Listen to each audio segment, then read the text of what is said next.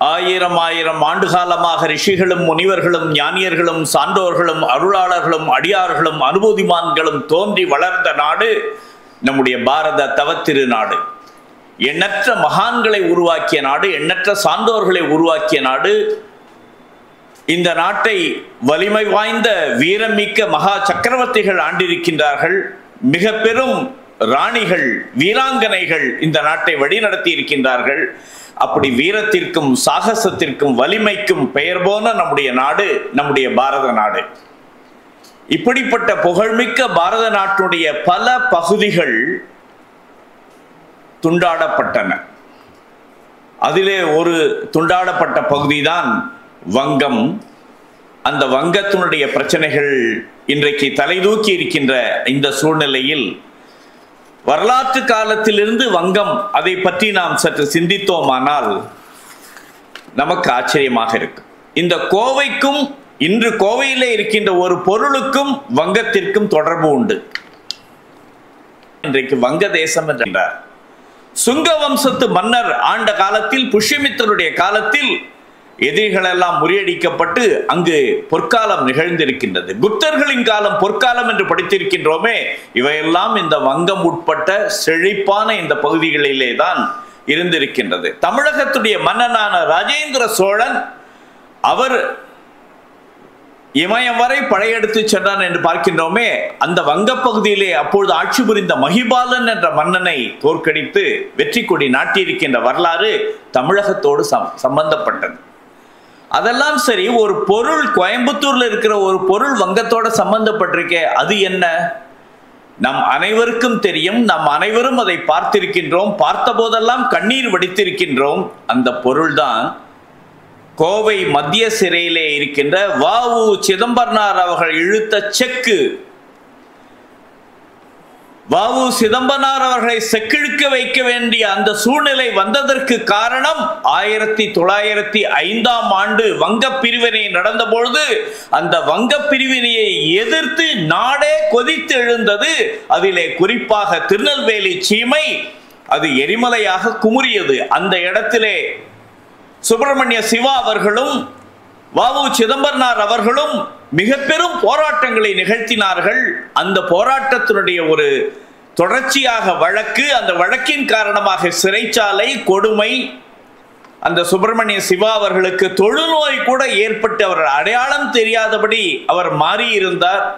ஆனாலும் அந்த சூழ்நிலையிலும் அரசு அவரை ரயிலில் பயணிக்க கூடாது என்ற நிலையிலும் கூட அவர் தொடர்ந்து பாத யாத்திரையாக தேசபக்தி பாடல்களை, பாரதியினுடைய பாடல்களை வீர முழக்கமிட்டு கொண்டு தமிழகம் முழுவதும் மகத்தான எழுச்சியை ஏற்படுத்தினார். அந்த 1905இல் அப்பொழுது வைஸ்ராயாக இருந்த, ஆங்கில வைஸ்ராயாக இருந்த கர்சான், அவருடைய காலத்தில் தான் அந்த வங்க பிரிவினை நடந்தது. அவருடைய பேரிலேயே கர்ஸ் இருப்பதால் அந்த கர்ஸ் இன்றைக்கும் தொடர்கிறதோ என்று நினைக்க வேண்டியிருக்கின்றது. ஆனால் அப்பொழுது நம்முடைய சுதந்திர போராட்டத்திலே ஏற்பட்ட ஒரு எழுச்சி, அந்த வந்தே மாதர கோஷம் என்பது ஒரு தாரக மந்திரமாக இந்த நாட்டுடைய மூலை முடுக்கெங்கெல்லாம் எதிரொலித்தது. நெல்லையிலும் எதிரொலித்தது, தமிழகத்திலும் எதிரொலித்தது. அதன் காரணமாக ஏற்பட்ட ஒரு பெரிய எழுச்சியின் காரணமாக சூரியனே அஸ்தமிக்காத பிரிட்டிஷ் சாம்ராஜ்யம் என்று கொக்கரித்துக் கொண்டிருந்த அந்த ஆங்கில சாம்ராஜ்யத்தினுடைய சக்கரவர்த்தியாக விளங்கிய 5ஆம் ஜார்ஜ் மன்னர் பதறி அடித்துக்கொண்டு பாரதத்திற்கு வந்து தில்லியிலே 6 ஆண்டுகளுக்குள் 1905இல் வங்க பிரிவினை, 6 ஆண்டுகளுக்கு பிறகு 1911ஆம் ஆண்டு டிசம்பர் மாதம் இந்த வங்க பிரிவினை நான் ரத்து செய்கிறேன் என்று சொல்ல வேண்டிய ஒரு நிலை, சூரியனே அஸ்தமிக்காத பிரிட்டிஷ் சாம்ராஜ்யத்தின் தலையிலே ஒரு குட்டு வைத்து அதை தலைகுனிய வைத்த ஒரு வீர வரலாறு நம்முடையது. அப்படிப்பட்ட அந்த வங்க பிரிவினை மீண்டும் ரத்து செய்யப்பட்டாலும் கூட இஸ்லாமிய சமுதாயம் அவர்கள் திட்டமிட்டு அவர்களுடைய ஒரு கொள்கைப்படி இஸ்லாமியர் அல்லாதவர் எவருமே உயிரோடு இருக்கக்கூடாது என்ற அந்த ஒரு சித்தாந்தத்தினுடைய அடிப்படையில், அடிப்படைவாத சித்தாந்தத்தின் அடிப்படையிலே செயல்படுகின்ற காரணத்தினால் இது தொடர்கதையாக வந்து கொண்டிருக்கின்றதை நாம் பார்க்கின்றோம். டாக்காவுடைய முஸ்லிம் நவாபாக இருந்தவர் நவாப் சலிமுல்லா கான் ஆங்கில அரசோடு கைகோர்த்து கொண்டு எல்லா விதமான சதி திட்டங்களையும் தீட்டி 1947 வங்கம் மீண்டும் பிரிக்கப்பட்டது. தனி நாடாக கிழக்கு பாகிஸ்தானாக அது உருவெடுத்தது. 1905 வங்கப்பிரிவினை நடந்த பொழுதே நாடு நடிகிலும் ஏற்படுகின்ற மகத்தான எழுச்சியை பார்த்துவிட்டு இஸ்லாமியர்கள் என்ன திட்டமிட்டார்கள்? 1906 அடுத்த ஆண்டிலே அவர்கள் திட்டம் வெள்ளைக்காரர்களோடு கைகோத்து தட்டிலே தங்க தட்டிலே வங்கத்தை நாம் பெற்றுவிட்டோம் என்று நினைத்தார்கள். அப்பொழுது வங்க பிரிவினையினுடைய முதல் பிள்ளையார் சுழி அப்பொழுது போடப்பட்டது. ஆனால் அந்த இஸ்லாமிய சமுதாயம் எப்படி செயல்படுகிறது என்பதை நாம் சற்று புரிந்து கொள்ள வேண்டும். ஒரு ஆண்டிற்குள் 1906 டிசம்பர் மாதம் 10 அதே டாக்காவில் நவாப் சலிமுல்லா கான் தலைமையில் முதல் முஸ்லிம் லீக் துவக்கப்பட்டது. ஆகா கான் அவர் அதனுடைய தலைவராக அப்பொழுது பொறுப்பேற்றார். 1906 துவங்கிய அந்த முஸ்லீம் லீகினுடைய பணிகள் தொடர்ந்து நடைபெற்று கொண்டே இருந்தது. அந்த 1906 நடைபெற்ற அந்த முஸ்லிம் லீகினுடைய மாநாட்டிலே லால் இஷ்டஹார் என்ற ஒரு சிவப்பு துண்டறிக்கை வெளியிடப்பட்டது. அந்த சிவப்பு துண்டறிக்கையிலே ஹிந்து அல்லாதவர்களை நாம் எப்படி நடத்த வேண்டும் என்று மனித குலமே அஞ்சி நடுங்கக்கூடிய அத்துணை அச்சுறுத்தல்களையும் கொடூரங்களையும் மனிதகுலம் வெட்கி தலைகுனியக்கூடிய அப்படிப்பட்ட அராஜக செயல்களையும் அட்டூழிய செயல்களையும் இந்துக்கள் மீது கட்டவிழ்த்து விட வேண்டும் என்று அந்த சிவப்பு துண்டறிக்கையிலே கூறப்பட்டிருந்தது. அதன்படி அன்றும் நடந்தது, 46 நடந்தது. உண்மையிலேயே இந்த பாரத பிரிவினைக்கு அந்த கிழக்கு பாகிஸ்தான் மேற்கு பாகிஸ்தான் என்று 46 அந்த பிரிவினை நடப்பதற்கு மிக அதிகமாக கலவரங்கள் நிகழ்ந்த இடம் வங்கம். அந்த வங்கத்தினுடைய முதல்வராக இருந்த சுராவர்தி என்பவர் முஸ்லீம் லீகினுடைய முக்கியமான ஒரு வலதுகரமாக இருந்து அரசே இராணுவமே காவல்துறையே அராஜகத்தை கட்டவிழ்த்து விட்டால் என்ன நடக்குமோ அது நடந்தது. நவகாளி திப்பேரா என்ற அந்த பகுதியுடைய பெயர்கள் பலருக்கு இங்குள்ள அனைவருக்குமே சற்று நினைவுக்கு வரலாம். அந்த இடங்களெல்லாம் பல்லாயிரக்கணக்கான இந்துக்கள் படுகொலை செய்யப்பட்டார்கள், கொன்று குவிக்கப்பட்டார்கள், பெண்கள் மானபங்கப்படுத்தப்பட்டார்கள், அவர்களுடைய வாயிலே வலுக்கட்டாயமாக பசு மாமிசம் திணிக்கப்பட்டது, முஸ்லிம்களாக மதமாற்றப்பட்டார்கள். அதன் காரணமாக அந்த இரத்த ஆறு ஓடுகின்ற அந்த நிலையை பார்த்துவிட்டு நம்முடைய காங்கிரஸ் தலைவர்கள் எல்லாம் தொடை நடுங்கிகளாக பயந்துவிட்ட காரணத்தினால், இந்த எதிர்ப்பை எதிர்கொள்ளக்கூடிய திராணி இல்லாத காரணத்தினால் அப்பொழுது பிரிவினை ஏற்றுக்கொள்ளப்பட்டது. 1946 முகமது அலி ஜின்னா ஆகஸ்ட் 16 அன்றைக்கு நேரடி நடவடிக்கை நாள் என்று அறிவிக்கின்றார். அந்த நேரடி நடவடிக்கை, இந்த கலவரம், இந்த பாதிப்புகள், இந்த மனித குலமே அஞ்சி நடுங்கக்கூடிய வரலாற்றுடைய பக்கங்களை இரத்தக்கரை படிந்த பக்கங்களாக மாற்றிய மனித குலத்திலேயே இதுவரை நடைபெறாத அராஜகங்கள், அநியாயங்கள், அட்டூழியங்கள் எல்லாம் அப்பொழுது நடந்த காரணத்தினால் 1947 கிழக்கு பாகிஸ்தான் மேற்கு பாகிஸ்தான் என்று பிரிந்தது.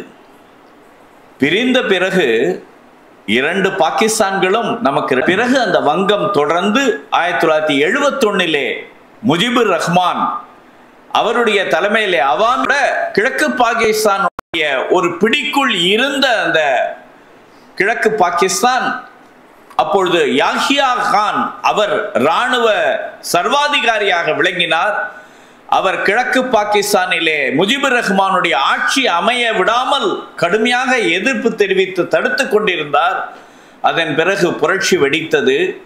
கிழக்கு பாகிஸ்தானிலிருந்து வந்த அதே முஸ்லிம்கள், ஒரே மதம், மொழி, இவர்கள் வங்க மொழி, அவர்கள் உருது மொழி பேசக்கூடியவர்கள். ஆனால் அந்த முஸ்லிம்களையும் இந்துக்களையும் கொன்று குவித்தார்கள். அந்த சமயத்திலே நம்முடைய பாரத பிரதமராக இந்திரா காந்தி அவர்கள் இருந்தார்கள். நம்முடைய பாரத இராணுவம் முக்தி பாகினி என்ற பெயரில் அந்த வங்கத்தினுடைய இந்துக்களை எல்லாம் காப்பாற்றுவதற்காக, வங்கதேசத்தை மீட்டெடுப்பதற்காக மிக பெரும் போராட்டம் நிகழ்த்தி 1971 அந்த முஜிபுர் ரஹ்மான் தலைமையில் வங்கதேசம், பங்களாதேஷ் என்று உருவாகியது. இன்றைக்கு கூட இது டிசம்பர் மாதம் 16ஆம் தேதி விஜய திவஸ் என்று நம்முடைய ராணுவம் அதை கொண்டாடி கொண்டிருக்கிறது. 1971 பங்களாதேஷ் போரிலே கிடைத்த மகத்தான வெற்றி உலக ராணுவ வரலாற்றிலேயே இல்லாத வகையில் நம்முடைய பாரத ராணுவத்தினர் மயிர்கூச்செறிகின்ற வகையிலே 13 நாட்களுக்குள்ளவே அந்த முழு பங்களாதேஷுடைய பிரச்சனையும் கட்டுக்குள் கொண்டு வந்ததோடு மட்டுமல்லாமல் உலக வரலாற்றிலே இல்லாத வகையில் 93,000 பாகிஸ்தானியர்களை சரணடைய வைத்தது. அந்த கையெழுத்து நடைபெற்ற நாள் டிசம்பர் மாதம் 16ஆம் தேதி. அதை விஜய திவஸ் என்று கொண்டாடுகின்றோம். இப்பொழுது கார்கில் வெற்றி பெற்ற காரணத்தினால் கார்கில் விஜய திவஸ் என்று அதையும் நம்முடைய ராணுவம் கொண்டாடி கொண்டிருக்கின்றதை நாம் பார்க்கின்றோம்.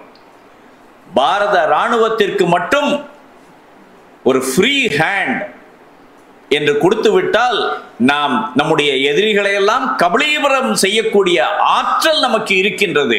ஆனால் துரதிர்ஷ்டவசமாக நம்முடைய அரசியல் தலைவர்கள் நெடுநோக்கோடு, தெளிவாக, திராணியோடு, முதுகெலும்போடு முடிவெடுக்காத காரணத்தினால், ஏன் அந்த காலகட்டத்திலும் கூட 71 காலகட்டத்திலும் கூட பங்களாதேஷ் விடுதலைக்காக வித்திட்டவர்கள் நாம், பங்களாதேஷ் உதயமாவதற்கு அனைத்து உதவிகளையும் செய்தவர்கள் நாம்.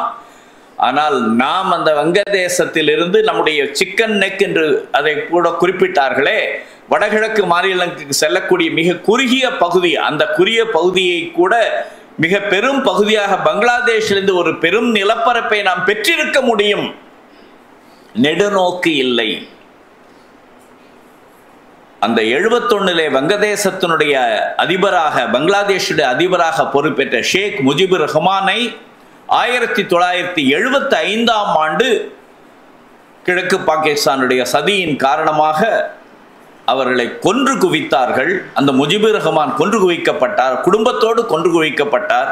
அப்பொழுது எதிர்பாராத விதமாக வெளிநாட்டிலே தங்கியிருந்த அவருடைய மகளான ஷேக் ஹசீனா உயிர் தப்பினார். அதன் பிறகு அவர்தான் இப்பொழுது பங்களாதேஷனுடைய பிரதமராக இருந்து நமது நாட்டுக்கு சென்ற மாதம் ஆகஸ்ட் மாதம் 5ஆம் தேதி அன்று தப்பி பிழைத்து தஞ்சம் புகுந்துள்ளார். வந்தோரை வரவேற்கின்ற நாடு நம்முடைய பாரதம், எல்லோரையும் காப்பாற்றுகின்ற நாடு நம்முடைய பாரதம். ஆனாலும் கூட அங்கு நடக்கின்ற பல்வேறு பிரச்சனைகளுடைய பல சூக்ஷ்மங்களை எல்லாம் இந்துக்களாகிய நாம் விழிப்போடு கூர்ந்து கவனிக்க வேண்டிய காலகட்டம். இங்கு வந்திருக்கின்ற உங்கள் ஒவ்வொருவருடைய உள்ளத்திலும் எப்படிப்பட்ட மகத்தான ஹிந்து எழுச்சி இருக்கின்றது என்பது எனக்கு நன்கு தெரியும். இதே கோவையிலே பல ஆண்டுகள் இங்கு தொடர்ந்து பணியாற்றி கொண்டிருக்கின்ற காரணத்தினால் எனக்கு இந்த பகுதியினுடைய மண் வாசனையோடு கூடிய இந்த நம்முடைய பாரதத்தினுடைய ஹிந்து தர்மத்துடைய கலாச்சாரம், பண்பாட்டை அன்றாடம் வாழ்ந்து காட்டிக் கொண்டிருக்கக்கூடிய ஒரு வீரமிக்க, எழுச்சிமிக்க ஒரு சமுதாயம் இங்கு வாழ்ந்து கொண்டிருக்கின்றது.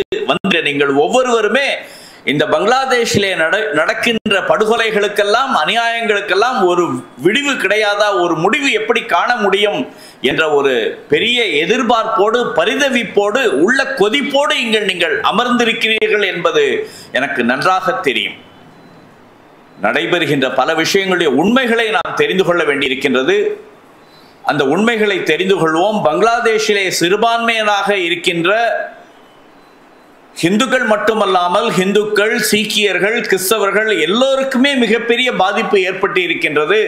அந்த பங்களாதேஷிலே இருக்கக்கூடிய சிறுபான்மையராக விளங்குகின்ற அவர்களுடைய உரிமை குரலாக, அவர்களுக்கு வேண்டிய மனித உரிமைகளை எல்லாம் மீட்டுக் கொடுப்பதற்காக நம்முடைய குரல் கோவையிலும் ஒலிக்கின்றது, தமிழகமெங்கும் ஒலிக்கின்றது, நாடு நெடுகிலும் ஒலிக்கின்றது.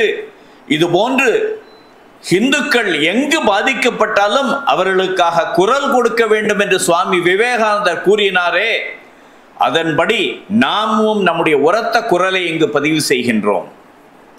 ஹிந்து என்ற பெயர் தாங்கிய மனிதன் இந்த உலகத்தினுடைய எந்த மூலையிலே இருந்தாலும் அவனுக்கு ஒரு பாதிப்பு ஏற்பட்டாலும் நீ ஹிந்து என்று உணர்கிறாயா? அவனுடைய பாதிப்பை உன்னுடைய பாதிப்பாக உணர்கிறாயா? அப்படி என்றால் அப்பொழுது மட்டுமே நீ ஹிந்து ஆவாய் என்று விவேகானந்தர் கூறுகின்றார். அதுபோன்று அந்த பாதிக்கப்பட்ட ஹிந்துக்களுக்காக குரல் கொடுக்க நாம் எல்லாம் இங்கு கூடியிருக்கின்றோம். வேதனையோடு கூடியிருக்கின்றோம். வழி கண்டுபிடிப்பதற்காக கூடியிருக்கின்றோம். சில கருத்துக்களை இந்த வங்கதேசத்தினுடைய சம்பவங்கள், ஆங்காங்கு பல செய்திகள், பல தகவல்கள் சோசியல் மீடியா மூலமாக, பத்திரிகைகள் மூலமாக வந்த செய்திகளை எல்லாம் நாமும் அவ்வப்போது கவனித்துக் கொண்டு வந்திருப்போம். அவையெல்லாம் தொகுத்து வழங்கக்கூடிய வகையிலே நான் சில கருத்துக்களை உங்கள் முன்னால் வைக்கின்றேன்.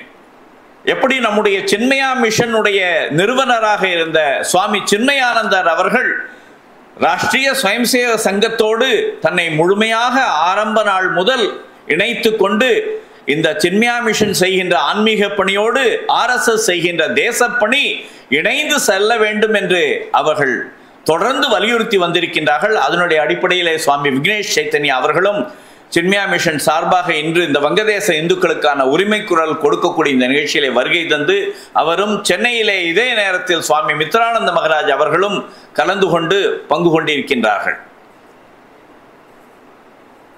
நம்முடைய உலகத்திலே உலக மனித உரிமை தினம் என்று சொல்கின்றோம். இந்த ஆண்டு அதனுடைய கொள்கையாக என்ன சொல்லுகிறார்கள்? நம் உரிமைகள், அது நம்முடைய எதிர்காலம், இப்பொழுதே அதை அடைய வேண்டும், இப்பொழுதே என்று குறிப்பிடுகிறார்கள். இவையெல்லாம் கொள்கைகளாக வெறும் காற்றிலே இருக்கிறதே தவிர மனித உரிமைக்காக குரல் கொடுப்போம் என்று சொல்லுகின்ற அமெரிக்கா போன்ற டீப் ஸ்டேட் நாடுகள் உண்மையிலேயே எந்த குரலும் கொடுப்பதில்லை. ஒரு பக்கம் சிலரை பேசவிட்டு மனித உரிமை என்று சொல்லிக்கொண்டு இந்த வங்கதேசத்திலே நடைபெறுகின்ற அத்துணை குழப்பங்களுக்கும் பின்புலமாக இருந்து கொண்டிருப்பவர்கள் அமெரிக்க நாடு மட்டுமல்லாமல் அதை சார்ந்துள்ள பல ஆர்ம்ஸ் ட்ரேடிலும் ட்ரக் மாஃபியாவிலும் இருக்கக்கூடிய மிக பெரும் முதலைகள் இதிலே பின்னணியிலே இருக்கின்றார்கள். இதே போன்ற இஸ்கான் அமைப்பு வங்கதேசத்திலே சிறப்பாக செயல்பட்டு வருகின்றது. இன்றைய இந்த நிகழ்ச்சியின் மூலமாக நாம் மத்திய அரசுக்கு கொடுக்கின்ற வேண்டுகோள் என்னவென்றால், அந்த இஸ்கான் துறவி சின்மய கிருஷ்ண பிரபு என்ற தாஸ், சுவாமி சின்மய கிருஷ்ணதாஸ் அவர்களை சிறையிலே அடைத்து கொடுமைப்படுத்தி கொண்டிருக்கிறார்களே, அவரை உடனடியாக, அந்த துறவியை, சமுதாயத்திற்காக பாடுபட்ட துறவியை, வங்கதேசத்தில் எப்பொழுதெல்லாம் வெள்ளமும் சீற்றமும் ஏற்பட்ட போதெல்லாம் அங்கு துயர்துடைப்பு பணிகளுக்காக மக்களுக்கு அன்னதானத்தை வாரி வழங்கி அந்த துறவியை இப்படி துன்புறுத்துகின்ற, சிறையில் அடைத்திருக்கின்ற கொடுமையை எதிர்த்து அவரை உடனடியாக மத்திய அரசு தலையிட்டு விடுதலை செய்ய வேண்டும் என்று நாம் கோரிக்கை வைக்கின்றோம். அதே போல அந்த சின்மய கிருஷ்ணதாஸ் அவர்களுடைய விடுதலைக்காக வழக்கறிஞராக அதிலே முன்வந்த ராமன் ராய் என்ற அந்த வழக்கறிஞரும் மிரட்டப்பட்டு, அச்சுறுத்தப்பட்டு, தாக்கப்பட்டிருக்கின்றார். ஒரு ஜனநாயக உரிமை மறுக்கப்பட்டிருக்கின்றது. எனவே அந்த ஜனநாயக உரிமை அங்கு வழக்கறிஞர்களுக்கு கூட மறுக்கப்பட்டிருக்கின்ற அப்படிப்பட்ட அவல நிலையையும் கண்டித்து மத்திய அரசானது உடனடியாக தலையிட்டு அகில உலக கிருஷ்ண அமைப்பாக இருக்கின்ற இஸ்கானுடைய துறவி சின்மய கிருஷ்ணதாஸ் அவர்களை விடுவிக்க வேண்டும் என்பதற்காக நாமும் குரல் கொடுக்கின்றோம், மத்திய அரசுக்கு கோரிக்கை வைக்கின்றோம். 1971 குறிப்பிட்ட பொழுது 1 கோடி பேர் அகதிகளாக பாரதத்திற்குள் வந்தார்கள். ஏதோ அந்த சமயம் 71 மட்டும் இல்ல, இன்றைக்கும் வந்து கொண்டிருக்கின்றார்கள். நம்முடைய வழக்கறிஞர் திரு சண்முகம் அவர்கள் குறிப்பிட்டது போல, பார்கோடு இல்லாத, எந்த விதமான ஐடென்டிட்டியும் இல்லாத ரோஹிங்கியா முஸ்லிம்கள் நம்மிலே பலருக்கு தெரியும். நம்முடைய கோவை மாநகரில் மட்டுமல்ல, கோவை மாவட்டம் முழுவதும் மட்டுமல்ல, அருகிலே இருக்கிற தொழில் நகரமான திருப்பூர் போன்ற எல்லா இடங்களிலும் அவர்கள் பணியாற்றி கொண்டிருக்கின்றார்கள். குறைந்த சம்பளத்திற்காக பணி செய்கின்றவர்கள் என்ற ஒரு சூழ்நிலையில் அவர்களை நாம் நம்முடைய பணியிலே வைத்துக் கொண்டிருக்கின்றோம். ஆனால் இப்பொழுது ஒரு காலகட்டம் எப்படி வந்திருக்கிறது என்றால், எந்த விதமான தயவு தாட்சண்யமும் பார்க்காமல் நம்மிடம் பணிபுரிகின்றவர்களுடைய பார்கோட் ஐடென்டிட்டி முழுமையாக இருக்கிறதா என்பதை உறுதிப்படுத்தி கொண்டு அருகிலே இருக்கக்கூடிய காவல் நிலையத்திலே என்னுடைய நிறுவனத்திலே இவர்கள் வேலை செய்கிறார்கள் என்பதை பதிவு செய்து கொள்ளாவிட்டால் உங்களுடைய நிறுவனத்தையோ உங்களுடைய பகுதியினுடைய பாதுகாப்பையோ யாருக்கும் உத்தரவாதம் கொடுக்க முடியாது. எனவே நாம் விழித்துக் கொள்ள வேண்டிய மிக முக்கியமான காலகட்டத்தில் இருக்கின்றோம். பார்கோடு இல்லாமல் எந்த வங்கதேசம் என்று சொல்வார்கள், ஆனால் கடைசியில் அசாம்லேருந்து வந்தேன், பீகார்லேருந்து வந்தேன் என்பார்கள். ஆனால் நாம் நம்முடைய பகுதியிலே பார்கோடு இல்லாத எந்த ஒரு தொழிலாளியும் நம்முடைய பணியிலே இணைத்துக் கொள்ளக்கூடாது. இருக்கின்ற தொழிலாளிகளையும் அருகில் இருக்கக்கூடிய காவல்துறையோடு அவர்களை பதிவு செய்து கொண்டு பாதுகாப்பான தொழில் செய்ய வேண்டிய ஒரு காலகட்டத்தில் இருக்கின்றோம். சூழ்நிலை முற்றும் பொழுது எப்படி வேண்டுமானாலும் பாதிப்புகள் ஏற்படலாம் என்பதை நாம் எச்சரிக்கையோடு நம்முடைய சக நண்பர்களுக்கும் சக தொழில் முனைவோர்களுக்கும் சொல்ல வேண்டிய ஒரு காலகட்டத்திலே நாம் இருக்கின்றோம்.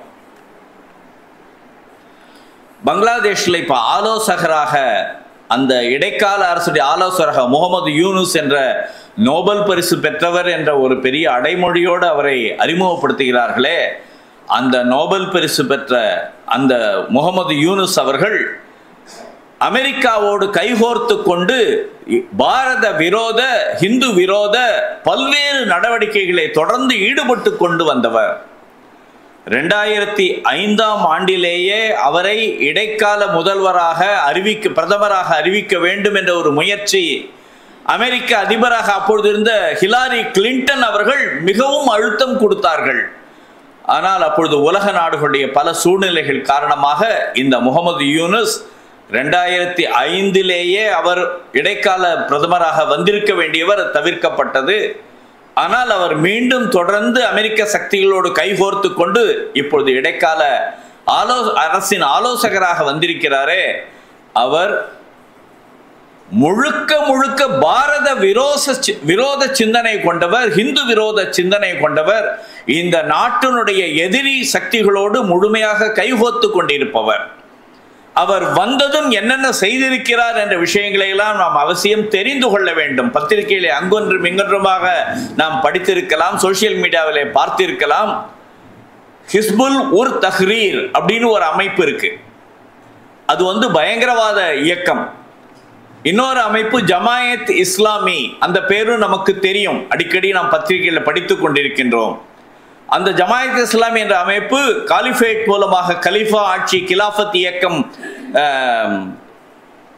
கேரளாவிலே கலவரங்கள்லாம் நிகழ்த்தினார்களே, அது போன்ற மீண்டும் பங்களாதேஷிலே இஸ்லாமிய ஆட்சி ஷரியாவுடைய சட்டம் கொண்டு வரப்பட வேண்டும் என்பதை தீவிரமாக வலியுறுத்துகின்ற ஒரு அமைப்பு. மூன்றாவதாக ஹெஃபாசாத் இ இஸ்லாம். இந்த 3 அமைப்புகளும் அந்த முகமது யூனுஸோடு கூட இருந்து கொண்டு எவ்வளவு விரைவில் நொடி கரணம் தப்பினால் மரணம் என்று சொல்வார்களே, அதுபோல ஒவ்வொரு தருணத்திலும் அவர்கள் பங்களாதேஷை அப்படியே உரிந்து கொண்டிருக்கிறார்கள். பங்களாதேஷுடைய ஸ்திரத்தன்மையை அவர்கள் கையிலே எடுத்துக்கொள்ள நினைக்கின்றார்கள். அங்குள்ள இந்துக்களை எந்த அளவுக்கு குறைக்க முடியுமோ, மக்கள் தொகையை குறைக்க முடியுமோ, அச்சுறுத்தலை ஏற்படுத்த முடியுமோ, அவருடைய சொத்துக்களை சூறையாட முடியுமோ, கபலீகரம் செய்து கொள்ள முடியுமோ, அதற்கான முயற்சிகளை செய்து கொண்டிருக்கின்றார்கள். முகமது யூனுஸ் அவர்கள் வந்தவுடன் செய்த ஒரு புண்ணிய காரியம், முதல் காரியம் என்னவென்றால், அங்கு அன்சாருல்லா பங்களா என்ற ஒரு அணி இருக்கின்றது. அன்சாருல்லா பங்களா என்ற அந்த அணியினுடைய தலைவராக இருக்கின்றவர் முஃப்தி ஜசீமுதீன் ரஹ்மான். அவர் அல் கொய்தா அமைப்போடு தொடர்புடையவர், ஐஎஸ்ஐயோடு நேரடியாக தொடர்புடையவர். அதனுடைய பணிகளை எல்லாம் உலகெங்கும் விரிவுபடுத்தக்கூடிய ஒரு பயங்கரவாத இயக்கத்தை சார்ந்தவர். அவரை சிறையிலிருந்து விடுவித்திருக்கின்றார்கள். இதிலிருந்து என்ன நடக்கப் போகிறது, என்ன திட்டமிட்டு கொண்டிருக்கிறார்கள் என்பதையெல்லாம் நாம் புரிந்து கொள்ள முடியும். அதே போல இந்த ரஹ்மானி அவர்கள் நமது பாரதத்திலே இருக்கின்ற மேற்கு வங்கத்துடைய முதல்வராக இருக்கின்ற மம்தா பானர்ஜி அவர்களுக்கு ஒரு வேண்டுகோள் வைக்கின்ற விதத்திலே வீடியோ பதிவை வெளியிட்டிருக்கின்றார்கள்.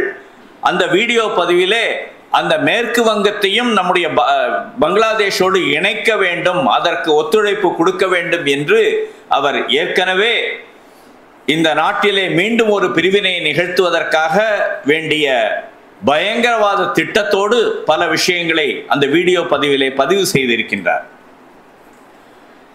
மேற்கு வங்க எல்லையில முர்ஷிதாபாத் என்ற ஒரு மாவட்டம் இருக்கின்றது. அந்த முர்ஷிதாபாத் மாவட்டத்திலே ஏற்கனவே அந்த எல்லையோர மாவட்டங்கள் எல்லாம் பங்களாதேஷிலிருந்து ஊடுருவி வந்த முஸ்லிம்கள் மிக பெரும்பான்மையாக இருக்கின்றார்கள். நமக்கு தெரியும், கடந்த பல ஆண்டுகளாகவே மேற்கு வங்கத்திலே அந்த இஸ்லாமியர்களுடைய ஒரு வாக்கு வங்கியின் காரணமாக அங்கு அரசியல் மாற்றம் ஏற்பட முடியாத நிலை இருப்பதை நாம் அறிவோம்.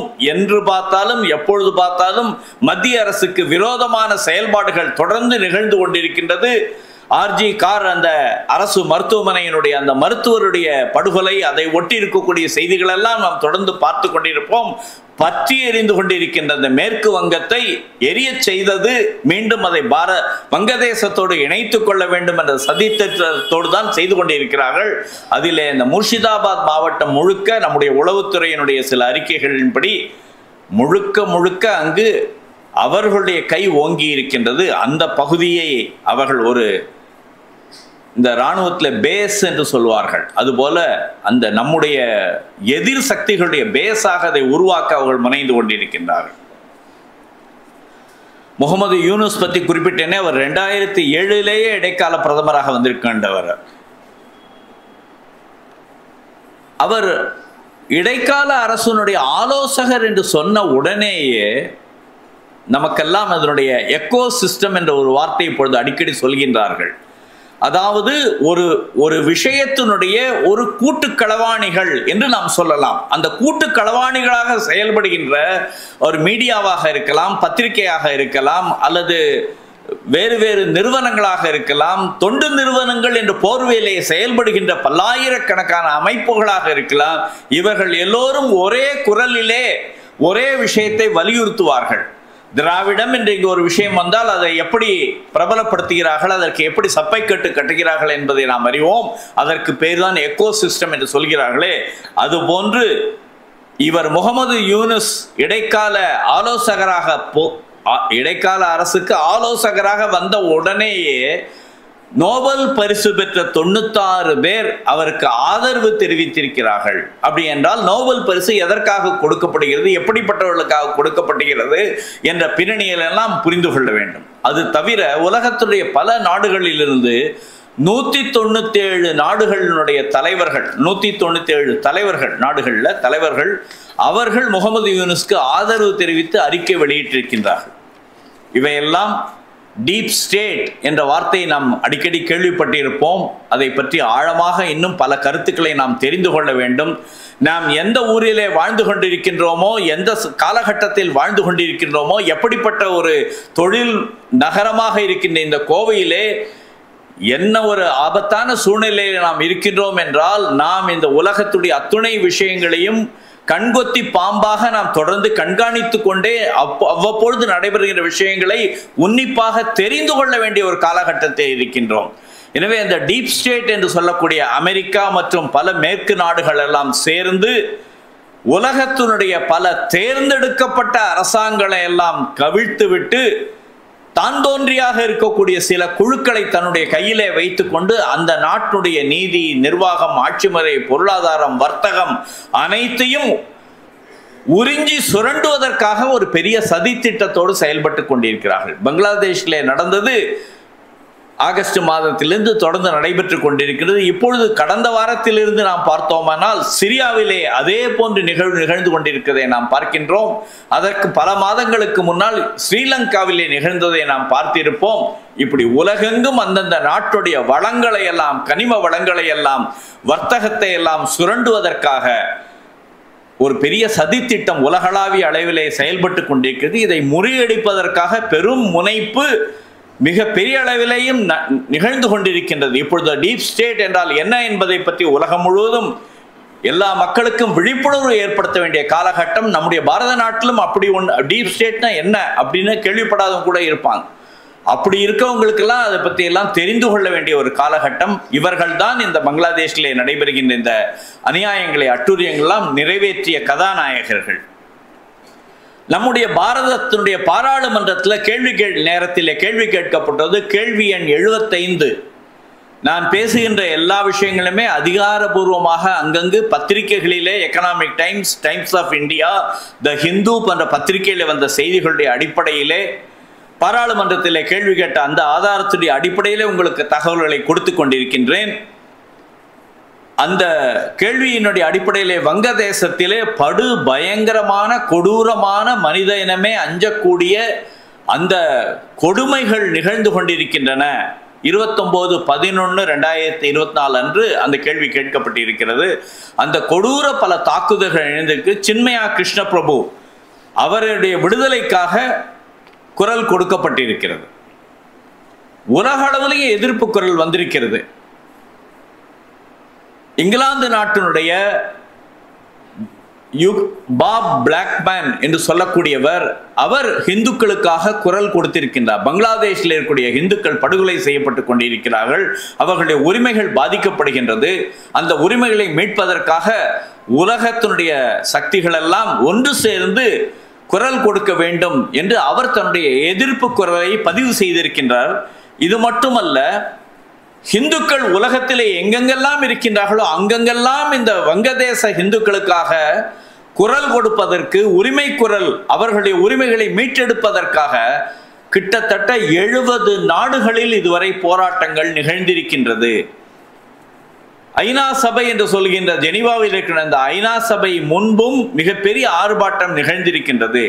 இது தொடர்ந்து நம்முடைய இந்துக்கள், உலகெங்கும் இருக்கக்கூடிய இந்துக்கள், எங்கு இந்து பாதிக்கப்பட்டாலும் அவர்களுக்காக குரல் கொடுக்க வேண்டும். நம்முடைய சாலிடாரிட்டி என்று சொல்வார்களே, நம்முடைய ஒற்றுமை உணர்வை நாம் வெளிக்காட்ட வேண்டும், அவர்களுக்கு அபயக்குரல் கொடுக்க வேண்டும் என்று அந்த முயற்சிகள் இப்போது பெருமளவிலே நிகழ்ந்து கொண்டிருக்கின்றன.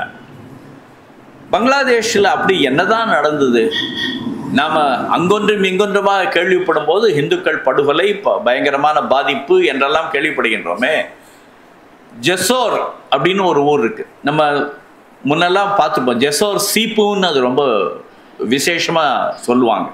அந்த ஜெசோருங்கிற இடத்துல இருக்கக்கூடிய, ஜெசோர் வாரிங்கிற இடத்துல இருக்கக்கூடிய காளி கோவில், அங்கு ஒரு பெரிய தங்க கிரீடம் அந்த காளி அம்மனுக்கு அளிக்கப்பட்டது. நம்முடைய பிரதமரும் அந்த இதில் கலந்து கொண்டாங்க. அந்த தங்க கிரீடம் திருடு போனது மட்டுமல்லாமல் அந்த கோவில் முற்றிலுமாக சிதைக்கப்பட்டிருக்கின்றதை நாம் பார்க்கிறோம். டாக்காவுக்கு அருகில தந்துவாராங்கிற இடம், அந்த தந்துவாரால இருக்கக்கூடிய இந்த காளி கோவிலினுடைய தங்க கிரீடம் திருடப்பட்டது மட்டுமல்லாமல் கோவில் முழுவதுமாக சிதைக்கப்பட்டது. ஏதோ இது மட்டும்தான் நடந்திருக்கு என்று இல்லை. நாம் அந்த விவரங்களை பின்னாடி ஒவ்வொரு சந்தர்ப்பங்களை பார்க்கும்போது நமக்கு எப்படிப்பட்ட ஒரு அபாயமான சூழ்நிலையில இந்துக்கள் அங்கு இருந்து கொண்டிருக்கிறார்கள் என்பதை நாம் புரிந்து கொள்ள முடியும். 1971 22% இருந்த அந்த இந்துக்களுடைய எண்ணிக்கை இப்பொழுது வெறும் 7.6% குறைந்திருக்கின்ற அந்த நிலை. எவ்வளவு இந்துக்கள் கொடுமைப்படுத்தப்பட்டிருப்பார்கள், அல்லது மதமாற்றப்பட்டிருப்பார்கள், கொல்லப்பட்டிருப்பார்கள், அல்லது பாரத நாட்டுக்கு அகதிகளாக தப்பி பிழைத்து வந்திருப்பார்கள் என்பதை நாம் புரிந்து கொள்ள வேண்டும். இந்த தாக்குதல்கள் நடக்கிறது எல்லா மாவட்டங்களையும், வங்கதேசம் முழுவதும் நடக்குது, பங்களாதேஷ் முழுவதும் நடக்கின்றது. 52 மாவட்டங்கள்ல இதுவரைக்கும் 205 தாக்குதல்கள் நிகழ்ந்திருக்கிறது என்று வங்கதேசத்திலிருந்து வெளிவருகின்ற ஒரு பத்திரிகையே செய்தியை வெளியிட்ட பொழுது உலக பத்திரிகைகள்லாம், உலக ஊடகம் எல்லாம் அந்த செய்தியை குறிப்பிட்டு இவ்வளவு பெரிய அநியாயம் நிகழ்ந்திருக்கிறது என்று பல நாடுகளில் இப்ப உள்ள இருக்கக்கூடிய உண்மை செய்திகள் வெளிவந்ததை புரிந்து கொண்டிருக்கின்றார்கள்.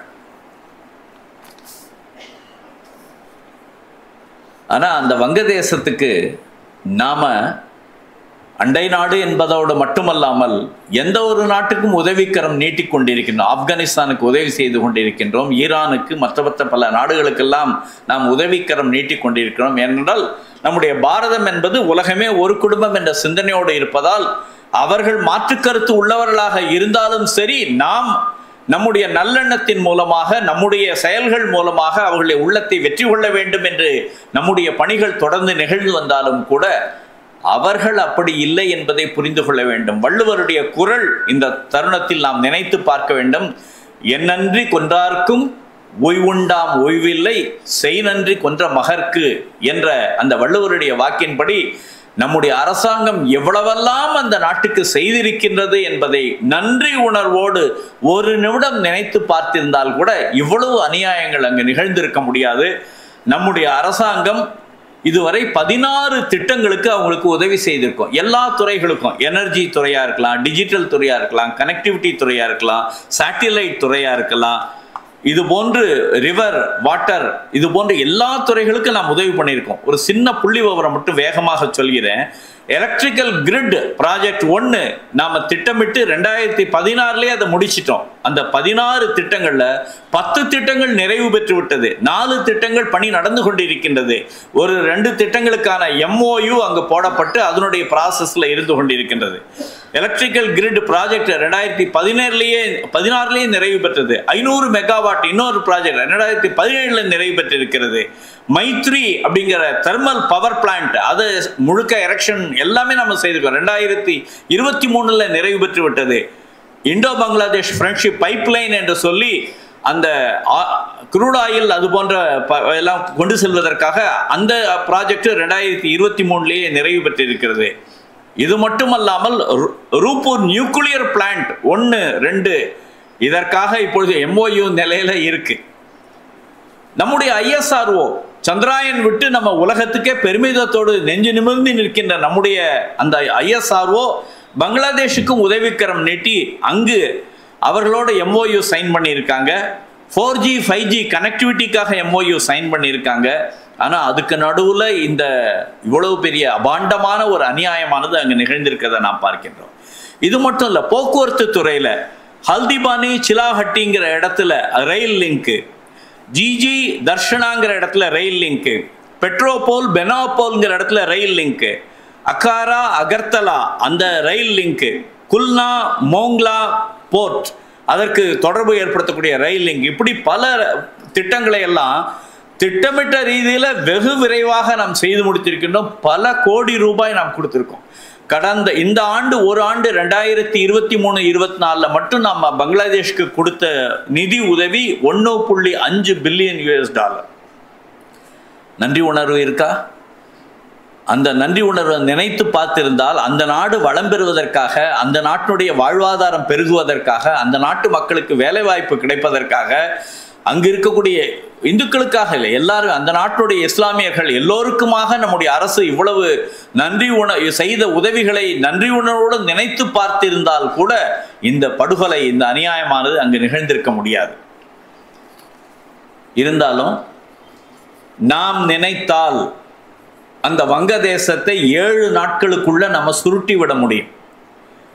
வங்கதேசத்துக்கு செல்லக்கூடிய நீர் நம்முடைய ஃபராக்கா பிரிட்ஜ் பாதிச்சிருக்கு. அதை நாம் தடுத்து நிறுத்திவிட்டால், அதே போல டீஸ்டா அண்ட் கங்கா ரிவர் அதனுடைய சிக்கிம், வெஸ்ட் பெங்கால், பிரம்மபுத்திரா அதெல்லாம் இணைத்து அது பங்களாதேஷ்க்கு நீர்வளம் கொடுத்து கொண்டிருக்கின்றதே. நாம் நினைத்தால் அதை தடுத்து நிறுத்தினால் அவர்கள் உயிர் வாழ முடியாது. அப்படிப்பட்ட ஒரு சூழ்நிலையில அவர்கள் அங்க ஜமுனான்னு சொல்லுவாங்க. அந்த கங்கை நதி அந்த பிரம்மபுத்திரா இணைந்து வருகின்றத ஜமுனான்னு சொல்றாங்க. நம்முடைய வழக்கறிஞர் சண்முகம் ஏற்கனவே குறிப்பிட்டது போல உலகத்திலேயே மிக நீண்ட எல்லை கொண்ட பாரதத்துக்கும் பங்களாதேஷ்க்கு எல்லை 4096 kilometre. 5th largest boundary of the world. அண்டை நாடுகளுக்குள்ள அதிகமான எல்லை இருக்கு. அதனுடைய எல்லை நம்மெல்லாம் ஒரு பெரிய அந்த மெக்சிகோ எல்லை மாதிரி எல்லாம் போட முடியாது.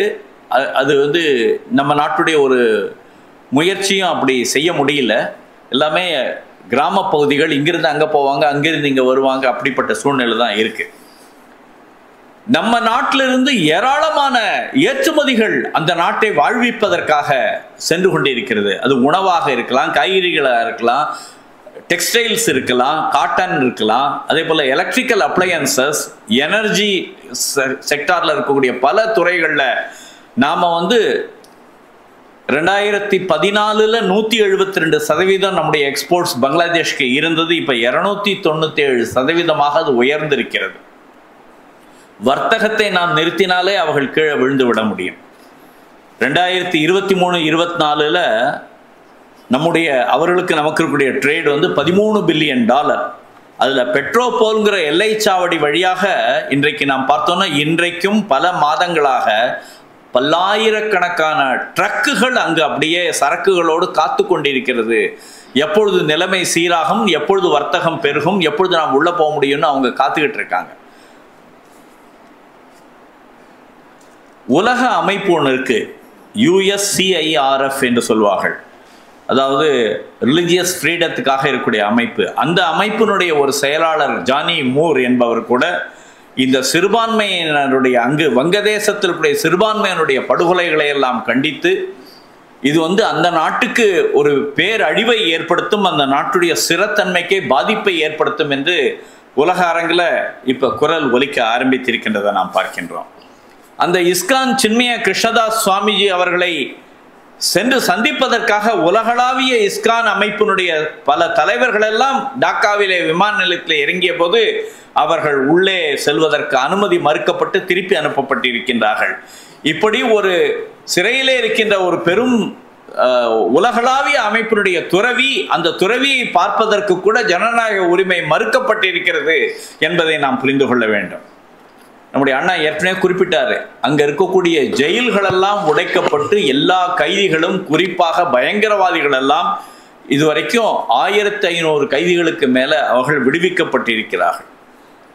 அது மட்டுமல்ல, அங்கு இன்னொன்றும் நடந்தது. இடைக்கால அரசு, ஆனால் அந்த இடைக்கால அரசு உடனடியாக 201 புதிய செக்ரட்டரி சொல்லுவாங்க, joint secretary, under secretary to government சொல்லுவோமே, அதுபோல இணை செயலாளர்கள், துணை செயலாளர்கள் 201 பேர் அவர்களை நியமனம் பண்ணியிருக்காங்க. இந்த நியமனம் முழுக்க முழுக்க அந்த தஹ்ரீர் என்ற அந்த பயங்கரவாத அமைப்பினுடைய ஒரு உறுதுணையோடு நிகழ்ந்திருக்கிறது என்றால் அவர்கள் என்ன சாதிக்க விரும்புகிறார்கள் என்பதை நாம் புரிந்து கொள்ள முடியும். அது மட்டுமல்ல, பல காவல் நிலையங்களிலிருந்து இராணுவ கிடங்குகள் எல்லாம் கொள்ளையடிக்கப்பட்டு 1 லட்சத்துக்கும் மேற்பட்ட ஆயுதங்கள் கொள்ளையடிக்கப்பட்டிருக்கின்றது. ஒரு பக்கம் பயங்கரவாதிகள் எல்லாம் வெளியிலே இருக்கின்றார்கள், ஆயுத கிடங்குகளில் இருந்தெல்லாம், காவல் நிலையங்களில் இருந்தும் ஆயுதங்கள் பறிமுதல் பறிபோகி இருக்கின்றது. அப்பொழுது என்ன ஒரு சூழ்நிலையை கட்டவிழ்த்து விட்டிருக்கிறார்கள் என்பதை நாம் புரிந்து கொள்ள வேண்டும். இது தவிர அரசியல் கைதிகள், அரசியல் வழக்கு இவையெல்லாம் முடிவெடுப்பதற்காக ஒரு புதிய ட்ரிபியூனலை இவர்கள் நியமித்திருக்கிறார்கள். தஜுல் இஸ்லாம் என்ற அதனுடைய chief prosecutor of international crimes அதை ஏற்படுத்தியிருக்காங்க. இப்படி எவையெல்லாம் இந்த நாட்டை உருத்தெரியாமல் மாற்ற முடியுமோ, அங்குள்ள சிறுபான்மையினருக்கு எந்த விதமான ஒரு வசதி, வாய்ப்பு, வாழ்வாதாரம் எதையுமே இல்லாமல் செய்ய முடியுமோ, அவர்களை அச்சுறுத்தி கொண்டே இருக்க முடியுமோ அவையெல்லாம் செய்திருக்கின்றார்கள். இன்னும் ஒரு சில தகவல்களை சொல்லிவிட்டு நான் நிறைவு செய்ய இருக்கின்றேன். நமக்கு நடந்த விஷயங்களுடைய ஒரு பக்கம் முழுமையாக தெரிய வேண்டும் என்பதற்காக இவையெல்லாம் பத்திரிகைகளிலேயும் மற்ற ஊடகங்களுடைய ஆதாரபூர்வமான தகவல் அடிப்படையிலே நான் உங்களுக்கு இந்த கருத்துக்களை எல்லாம் சொல்லிக் கொண்டிருக்கின்றேன். நம்முடைய எல்லையில் 1,25,000 ஹிந்துக்கள் தஞ்சம் புகுவதற்காக, பாரத நாட்டுக்குள்ள வருவதற்காக அகதிகள் போல ஆங்காங்கு பரிதவித்துக் கொண்டிருக்கின்றார்கள். ஏற்கனவே அங்கு இருக்கக்கூடிய ஹிந்து அதிகாரிகள், குறிப்பாக ஆசிரியர்கள், 1500 ஆசிரியர்களுக்கு மேல அங்க இருக்கக்கூடிய ஆசிரியர்களால் ராஜினாமா செய்ய வேண்டும் என்று வற்புறுத்தப்படுகிறார்கள். அது மட்டுமல்ல, அங்கு இருக்கக்கூடிய பொதுத்துறை நிறுவனங்கள், அரசு அமைப்புகளில் இருக்கக்கூடிய செயலாளர்களை எல்லாம் வற்புறுத்தி பொய் குற்றச்சாட்டுகளை சுமத்தி அவர்களை அந்த இடத்தை விட்டு விரட்ட வேண்டும் என்பதற்காக பல முயற்சிகளை செய்து கொண்டிருக்கிறார்கள். இது ஏதோ அரசு துறை மட்டுமல்ல, பத்திரிகை துறையில் இருக்கக்கூடியவங்களை கூட மிக கடுமையாக தாக்கி கொண்டிருக்கிறார்கள். மிக மூத்த பத்திரிகையாளராக இருக்கின்ற கௌரவ் குமார், அவர் தாக்குதல் நடத்தப்பட்ட செய்திகள் பத்திரிகையில் நாம் படித்திருப்போம். கடந்த நவராத்திரி சமயத்திலே நடைபெற்ற துர்கா பூஜை காலகட்டத்தில் ஹிந்து கோவில்கள் மிக பெரிய அளவிலே தாக்கப்பட்டிருக்கின்றது. எல்லா ஹிந்து கோவில்களும் தாக்கப்பட்டு, ஹிந்து கலாச்சார மையங்கள், அந்த நாட்டுடைய பாரம்பரிய சின்னங்களாக இருக்கக்கூடியவைகள், அந்த நாட்டுடைய வரலாற்றை பிரதிபலிக்கின்ற சின்னங்கள் எல்லாம் உருத்தெரியாமல் அழிக்கப்பட்டிருக்கின்றன. இதற்கு நடுவில் முகமது யூனுஸ் அவர்கள் பாகிஸ்தான் பிரதமரோடு ஒரு சந்திப்பு நிகழ்ந்திருக்கின்றது. அந்த சந்திப்புக்கு பிறகு நவம்பர் மாதம் 11ஆம் தேதி அன்றைக்கு பாகிஸ்தானுடைய சரக்கு கப்பல்கள், எப்பொழுது 1971 அந்த பங்களாதேஷ் விடுதலைக்கு பிறகு முதல் முறையாக பாகிஸ்தானுடைய சரக்கு கப்பல்கள் சிட்டகாங்க்கு வருகை தருவதற்கு ஒப்பந்தங்கள் மேற்கொள்ளப்பட்டிருக்கின்றன. பாகிஸ்தானிலிருந்து பொருட்கள் இறக்குமதி செய்வதற்காக இருக்கக்கூடிய தடை அது நீக்கப்பட்டிருக்கின்றது. அது மட்டுமல்ல, சரக்கு கப்பல்களிலிருந்து வருகின்ற சரக்குகளை எல்லாம் நேரடி சோதனை செய்ய வேண்டும் என்பது ஒரு நியமம் எல்லா நாடுகளிலும் இருக்கக்கூடியது. பாகிஸ்தானிலிருந்து வருகின்ற சரக்கு கப்பலுடைய சரக்குகளை எல்லாம் சோதனை செய்ய வேண்டிய அவசியம் இல்லை என்று அதற்கு விலக்கும் அளிக்கப்பட்டிருக்கிறது என்றால், அந்த சரக்கு கப்பல்களின் மூலமாக ஆயுதங்கள் மட்டும் வருமா அல்லது வீரர்களும் வருவார்களா என்றெல்லாம் நாம் சிந்தித்து பார்க்க வேண்டிய ஒரு காலகட்டத்தில் இருக்கின்றோம். அது மட்டுமல்ல, பாக் பல்கலைக்கழகத்தோடு சேர்ந்து பங்களாதேஷ் முழுவதுமே உருது கல்வி கொடுப்பதற்காக ஒரு ஒப்பந்தம் பாகிஸ்தான் ஹை கமிஷன் இப்பொழுது முயற்சி செய்து கொண்டிருக்கின்றதையும் கேள்விப்படுகின்றோம். இதுபோல பாகிஸ்தான் பங்களாதேஷ் ரெண்டும்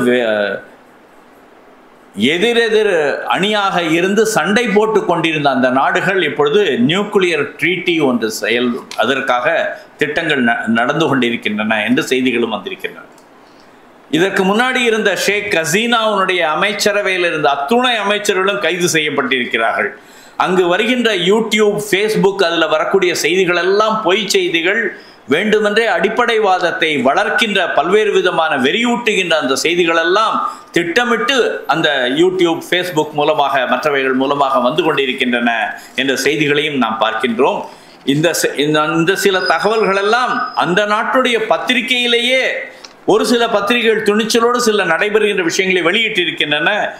அங்கு ஒரு தினசரி புரோத்தம் அலோ அப்படின்னு ஒரு தினசரி இருக்கின்றது. அதில் ஆகஸ்ட் மாதம் 20ஆம் தேதி அங்கு நடைபெற்ற எல்லா கலாச்சார வன்முறைகளையும் அதையெல்லாம் வெளிப்படுத்தியதன் மூலமாக வங்கதேசத்தில் இருக்கக்கூடிய மற்றவர்களுக்கு எவ்வளவு அநியாயம் நிகழ்ந்திருக்கிறது என்பது அவர்களுக்கு பயங்கரமான வேதனையும் கொதிப்பையும் ஏற்படுத்தியிருக்கிறத பார்க்குறோம்.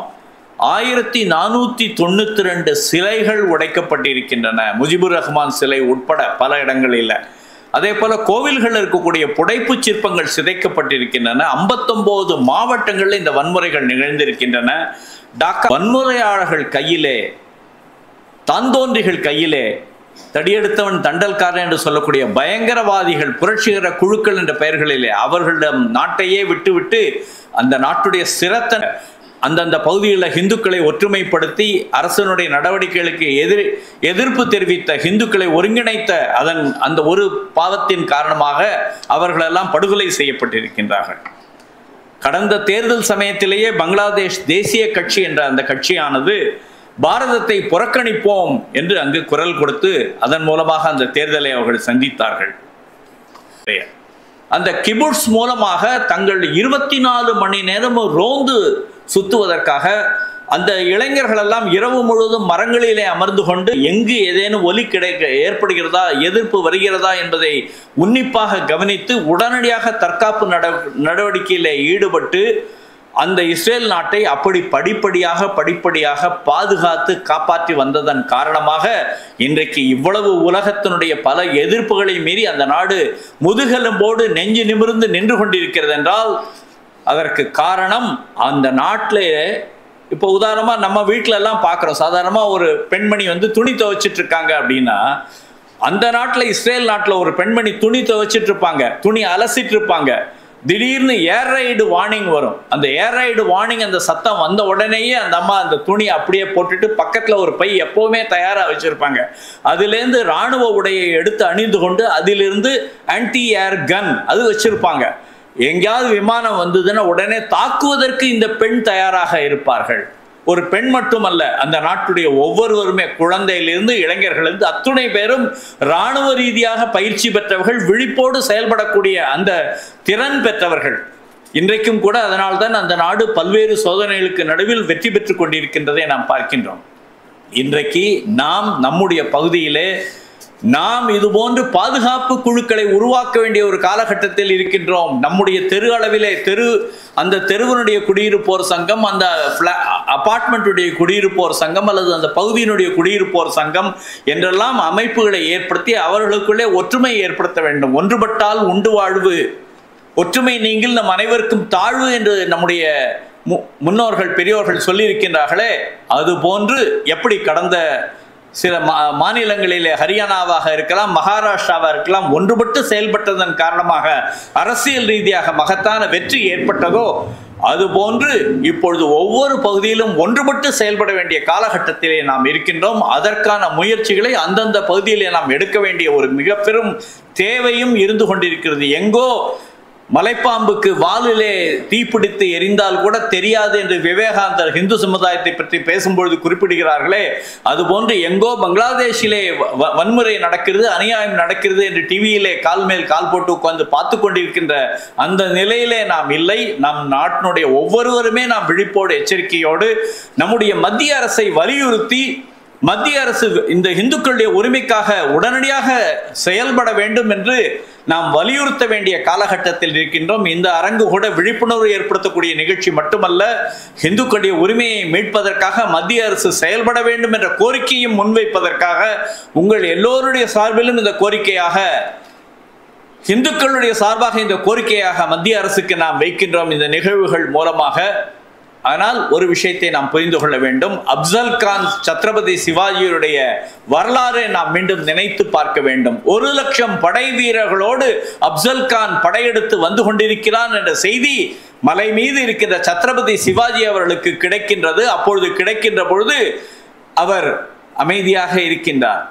வரும் வழியிலெல்லாம் கோவில்களை எல்லாம் சூறையாடி கொண்டிருக்கிறார்கள் என்ற செய்தி கிடைக்கின்றது, செய்தி வருகின்றது சத்ரபதி சிவாஜி அவர்களுக்கு. அப்பொழுதும் அவர் அமைதியாக இருக்கின்றார். சத்ரபதி சிவாஜியுடைய குலதெய்வம் கோவிலான துல்ஜா பவானி அம்மன் கோவில் உடைக்கப்படுகின்றது.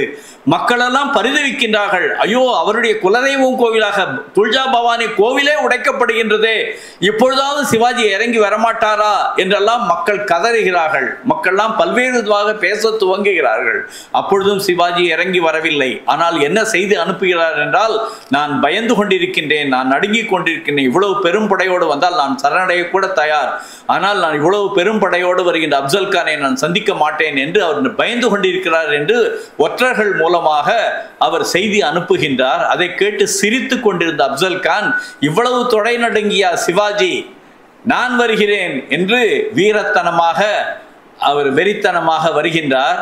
சத்ரபதி சிவாஜியுடைய நோக்கம் அப்பொழுது என்ன இருந்தது என்றால், 1 லட்சம் படை வீரர்கள் கொண்ட அப்சல் கானுடைய படையை நமக்கு இருக்கக்கூடிய 4000 5000 படை வீரர்களோடு நாம் வெற்றி கொள்ள முடியாது. நம்முடைய வீரர்கள் எல்லாம் மலைப்பகுதியிலே கொரில்லா போர் முறையிலே மலையிலே மறைந்திருந்து போராடக்கூடிய அந்த போர் திட்டங்களிலே வெற்றி நிபுணர்கள், சமவெளியிலே இறங்கி அவர்களோடு நேருக்கு நேர் நாம் போரிட முடியாது. எனவே ஒரு திட்டம் வகுத்து அப்சல் கானை வெறும் மெய்க்காவலர்கள் 2 பேரோடு வரவழைத்து, அதன் பிறகு சுற்றிலும் திரைச்சீலைகள் அமைக்கப்பட்ட அந்த கூடாரத்துக்குள்ளே புலி நகத்தின் மூலமாக அந்த மாமிச மலை போல இருந்த அப்சல் கானை எப்படி வதம் செய்தாரோ, அதுபோன்று நம்முடைய மத்திய அரசாங்கம் கூட இப்பொழுது சும்மா இருக்கின்றது, எதுவும் செய்யவில்லை என்று நாம் நினைப்பட வேண்டும் என்ற நம்முடைய உள்ள கிடக்கை, நம்முடைய உள்ள கொதிப்பு நாம் வெளிப்படுத்த வேண்டிய காலகட்டத்தில் இருக்கின்றோம். இந்த நிகழ்வின் வாயிலாக நாம் தெரியப்படுத்துவோம்.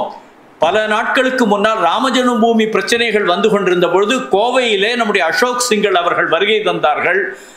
அசோக் சிங்கல் அவர்கள் கோவைக்கு வருகை தந்த சமயத்திலே ஒரு நிகழ்விலே அவர் சாதாரணமாக ஒரு கேள்வி கேட்டார். உங்கள் வீடுகளில் எல்லாம் நிலைவாசல் இருக்கின்றது, அந்த நிலைவாசலுக்கு நீங்கள் சந்தனம் குங்குமம் வைத்து எலுமிச்சம்பழம் வைத்து வழிபடுவீர்கள், ஆனால் அந்த நிலைவாசல் கதவுக்கு பின்னால் ஏதேனும் பாதுகாப்பாக வைத்திருக்கிறீர்களா என்று கேட்டார்.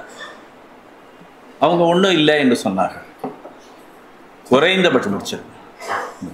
குறைந்தபட்சம் ஒரு இரும்பு குழாயாவது, ஒரு 4 அடி இரும்பு குழாயாவது அங்கே வைங்க, மிளகாத்தூளை மணல்ல கலந்து அந்த மிளகாத்தூள் பொட்டலத்தை வீட்டில் அந்த நிலைவாசலுக்கு பக்கத்தில் வைங்க. எந்த சூழ்நிலையிலையும் நம்ம எந்த ஒரு எதிர்ப்பையும் நாம் தனியாக நாம் ஒருவனாக நின்று சந்திக்க வேண்டிய காலகட்டங்கள் கூட இருக்கலாம். எனவே நாம் விழிப்போடு எச்சரிக்கையோடு இருக்க வேண்டும் என்று அசோக் சிங்கல்ஜி அவர்கள் இதே கோவையிலே அந்த ராமஜென்மபூமி சமயத்திலே கூறிய வார்த்தைகள் இப்பொழுது நினைவுக்கு வருகின்றது.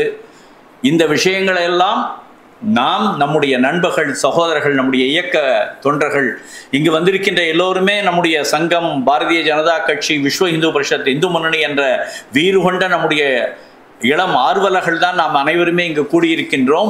நம்ம அமைப்புகள் எல்லாம் ஒருங்கிணைந்து செயல்படுகின்ற போது, ஒற்றுமையோடு செயல்படுகின்ற போது நிச்சயமாக நாம் வெற்றி கொள்ளப் போகிறோம் என்பதில் எந்த விதமான சந்தேகமும் இல்லை. பொறுத்திருந்து பார்ப்போம் என்று கூறி இந்த நிகழ்வுக்கு உங்கள் பொன்னான நேரத்தை அளித்து இவ்வளவு தூரம் வருகை தந்த உங்கள் அனைவருக்கும் நன்றி தெரிவித்து நிறைவு செய்கிறேன். நன்றி, வணக்கம்.